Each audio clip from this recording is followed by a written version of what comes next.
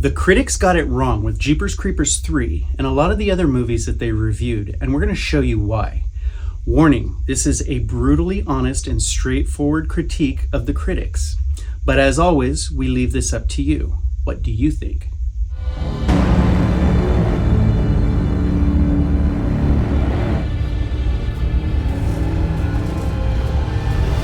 This is going to be a brutally honest assessment of both the critics as well as the third installment of Jeepers Creepers. This is going to be a unique perspective as we were there for the entire process, including prep, filming, and even some of the scripting process. There's a lot more to this movie than people give it credit for, and there are reasons that it didn't get the credit that it deserved. Disclaimer, if you didn't like Jeepers Creepers 3, you're not entirely wrong, and you're certainly not alone. In this presentation, we're also going to show you some behind-the-scenes photos.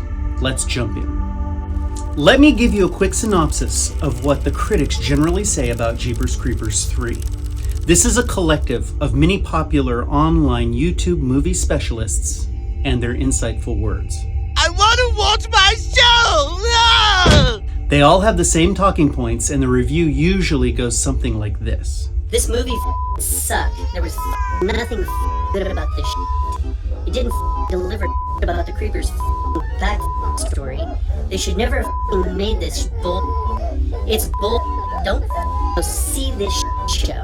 Now, as far as we're concerned, this is not much of a review. It is basically a public tantrum. I am done with this family. They don't deserve me. But we prefer looking at Jeepers Creepers 3 from a little more rational perspective, separating feeling from fact so that we can find out what this movie actually has to offer. We seek to discover why so many people found this movie objectionable, while others absolutely loved it. It actually did deliver a lot of new information about the creeper and his truck, so how did so many critics miss this? And how are people's perspectives so different? And more importantly, why are they so different? Let's look at a list of things that critics hated about Jeepers Creepers 3. There was too much daytime filming. There was no reason for the truck to be left at the sheriff's station. The hand wasn't a good way to reveal knowledge about the creeper. The truck shouldn't have had all the weapons. The truck shouldn't have dropped explosives. Telekinesis in this movie makes no sense because it wasn't in the first two films. The license plate "Be Killing You" is ridiculous. The dirt bike riders had no way to know about the creeper, his truck, the license plate, or the song that he sang. This movie feels too modern with its cast. This movie has too many characters. The CGI is terrible. Why was Trish in this movie? She should have been left out. The ending was stupid because we all know Buddy wasn't on the bus in Jeepers Creepers 2. Their aspirations for filming were too large for their budget. And then we have the negative generalities. This movie was terrible. We waited 14 years for this. We didn't get the film that we wanted. We didn't learn anything new about the creeper. We didn't get any backstory about the creeper. And after this long list of negatives, they always proceed to tell us how the movie should have been made, each with their own idea of what the creeper's universe should look like. Let's quickly explore each of these complaints. There were too many daylight scenes. Now this just simply isn't true. The question is, did the creeper look bad? And the answer is no. We have a couple of close-ups in this movie where we can see him clearer than we've ever seen him before, and his makeup and prosthetics look great. There were some lighting choices that caused some negative feedback, but we'll get to those in a minute. There was no reason for the creeper's truck to be left at the police station. We contend there was a good reason. The creeper had a number of police officers after him while he was trying to make away with Derry. He may not have had time to grab his truck. But knowing what we know about the creeper, it's very easy for him to retrieve his truck, so why wouldn't he have made that choice? The creeper's severed hand wasn't a good way to reveal information about him. We agree that it probably would have been better to use some ancient artifact to reveal information about the creeper. We discussed this with Victor early on during the scripting stages, but he was adamant about using a hand. The truck shouldn't have had all the weapons. It was a frickin' Batmobile. Now, how many times have we heard the critics use these words? My question to you is, did critics complain about the Batmobile having all the gadgets it had? And the answer is no. We contend the truck did need all of these weapons and gadgets because it protects the creeper from his adversaries, but it also helps him hunt. The truck shouldn't have dropped explosives. It was a frickin' Mario Kart. Every critic uses the words Mario Kart. Now, why wouldn't the creeper's truck drop explosives? Maybe the explosives didn't need to have homing devices and follow vehicles. Imagine a scenario where the creeper's truck would drop a line of explosives. A fast-moving vehicle behind it would have had to have hit the explosives, and we think that would be a perfect defensive mechanism. Telekinesis makes no sense because it wasn't in the first two movies. Well, I got news for you. It was in the second movie. We clearly see the dagger fly out of Jack Taggart's hand. It's pretty clear that this was the creeper trying to retrieve his knife. And in the first movie, it might not have been considered telekinesis, but we see a creeper walking on the side of a wall. So the creeper clearly had powers, and we think it makes perfect sense to expand on those in the third movie. The Be Killing You license plate is ridiculous. Why is the Be Killing You license plate ridiculous? These guys would have had 23 years to build up their hate for the creeper. They're creating their killing machine. Why not put a specialty license plate on it that mimics the creeper's license plate? We think the Be Killing You license plate was really cool, and when we read that in scripting, it was actually very powerful. Now, did the plate look good in Jeepers Creepers 3? Not really. They should have put more effort into making a cooler plate, but we claim the idea was a good one. The dirt bike riders have no way to know about the creeper, his truck, the license plate, or the song that he sang. We contend that they did. This town has experienced decades of the creeper coming to visit it every 23 years. And so, of course, family, friends would have folklore about the creeper and his truck and the license plate, and potentially even the song that he sings. Or more factually, the song that is sometimes played while he is hunting. This movie feels too modern with its cast. Does anybody really know what that even means? The hell is his problem? My first guess? Inbreeding! There were too many characters in Jeepers Creepers 3. The question is, were there more characters in Jeepers Creepers 3 than there were in Jeepers Creepers 2?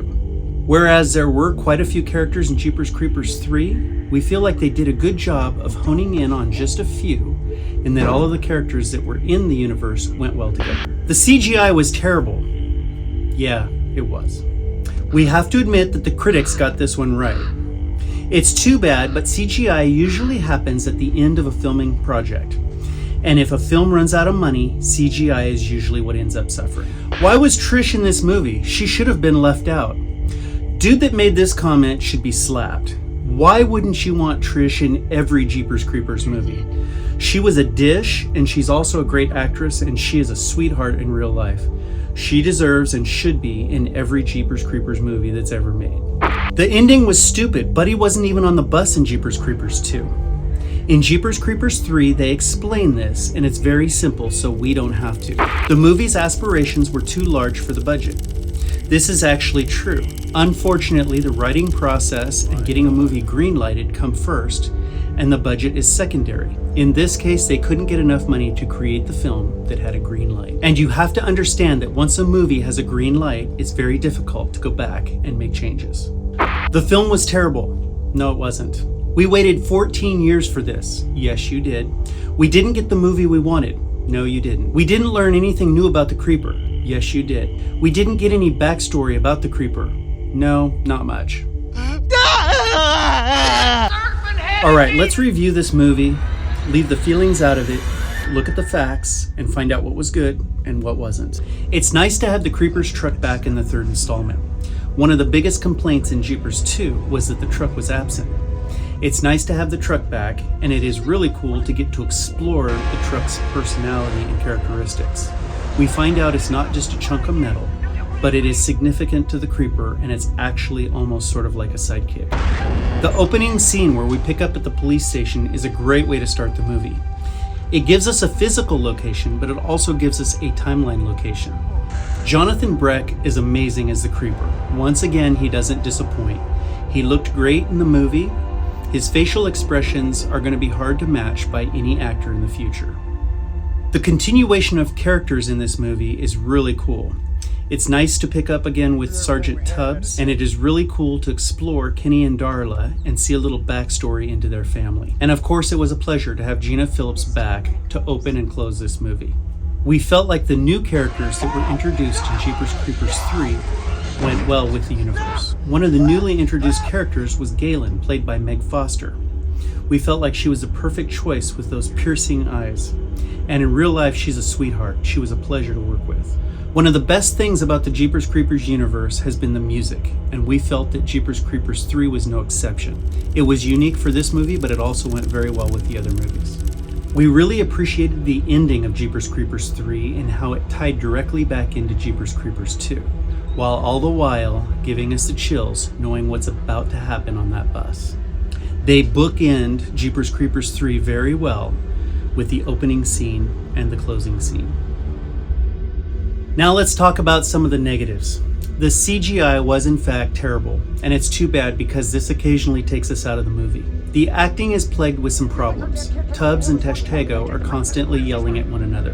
Now we get that emotions are high, but if you emphasize everything, then you've truly emphasized nothing. When they're yelling throughout the whole movie, you're not really emphasizing anything. We really needed some balance and contrast between those two characters.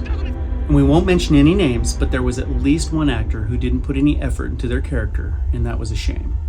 The truck's weapons needed some better explanation, and it's too bad that budget dictated that we didn't have enough time to explore those weapons properly. Now, wardrobe in this movie did have some flaws, and unfortunately the character to be hurt most by this was the Creeper. Now, everybody talks about his red shirt, and we're going to talk more about that in just a second, because again, lighting did play a role. But also, his coat and his hat were not quite right, and they should have been. That was something that would be so easy to do, and of all the characters to mess up on, you don't want to mess up on the Creeper. One of the worst things about Jeepers Creepers 3, in our opinion, were the lighting choices. The choice was made to make the movie feel cinematic, and bright, and colorful, and large. These things are polar opposites, in our opinion, to a good horror movie. Now, this choice had an effect not only on the Creeper, but on his truck. Not many people know this, but in Jeepers Creepers 1, we had a very colorful truck, and we had a very colorful Creeper and wardrobe on many of the characters. But what they did in post is they sucked the color out, making everything look dreary and dull, and that made for a great horror movie. In Jeepers Creepers 3, this didn't happen. So we contend there weren't too many daylight shots, and that the Creeper's truck wasn't necessarily too bright, nor was the Creeper's shirt. But what they needed to do in post, like they did in Jeepers Creepers 1, is draw that color out and give us a creepy looking movie. All of this said, we really enjoyed the movie. We went in without expectations. We were left to just enjoy what we did receive. It was a great ride and it kept us entertained. As a matter of fact, the audience we sat with was a packed theater and they thoroughly enjoyed the movie. There were lots of oohs and ahs and even an occasional applause. All right, let's critique our critiquers. Critics generalize. Because they didn't get exactly what they wanted, they assume that the entire movie is bad. In this case, because they didn't get Jeepers Creepers 3 Cathedral, or they had to wait 14 years to receive what they did, they didn't give the movie the opportunity to deliver. One person who reviewed the movie suggested that if it had been released in 2005, it probably would have received a warm welcome. And we are inclined to agree with this. It still would have been the weakest movie of the three, but this is generally true in most franchises. Critics prefer negativity. It is a well-known fact that negative news sells. By taking a negative position with a movie, critics have an easier time fueling their audience. Negativity can also make a critic feel somehow that they're elevated above those that made the movie. This is the most common reason that critics are so hard on films. They suffer from personal feelings of inadequacy, and they receive a false sense of relevance, respect, and sometimes even talent when they negatively critique others. There is something somehow emotionally rewarding about being critical of a professional production. Critics want control. They want to write, direct, and otherwise guide a franchise. But a universe is what it is, and it is as it's written. And critics don't get to have that control. For example, because they didn't like the way the weapons in the truck were presented, they contend that the truck shouldn't have had weapons. This is a fallacy. A lot of critics didn't enjoy the ride because they had anticipated what they thought they were going to get and they didn't receive it. Let me ask you a question. Can someone be happy riding a roller coaster if they're only happy turning to the right? Their expectations become preoccupying and they miss the entire ride. And if they do experience a bunch of left turns, does that make the entire ride garbage? And we find it so funny that critics complain that we didn't find out anything new about the Creeper, All the while, they're saying that they didn't like that the creeper had telekinesis because we didn't see this in the first 2 films. And this is just one example. It's such a shame that people ugly cried so much about not getting Cathedral, and now we'll probably never get it. It's truly a self-fulfilling prophecy. If they would have just enjoyed the setup movie, then they would have received the movie that they wanted.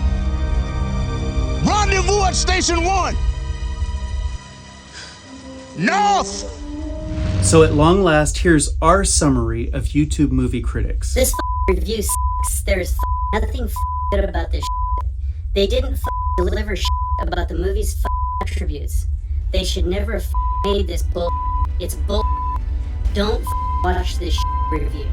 Now understand, this isn't to say that everyone would have enjoyed Jeepers Creepers 3. That's not what we're saying at all, and everyone has the right to dislike it. But mob mentality is prevalent, and simple minds are swayed by the simple-minded. We hope you will look for things to enjoy about the next horror movie you see, rather than looking for reasons to hate it. All you movie critics out there, sub up and come join the family, because that is something that you can control.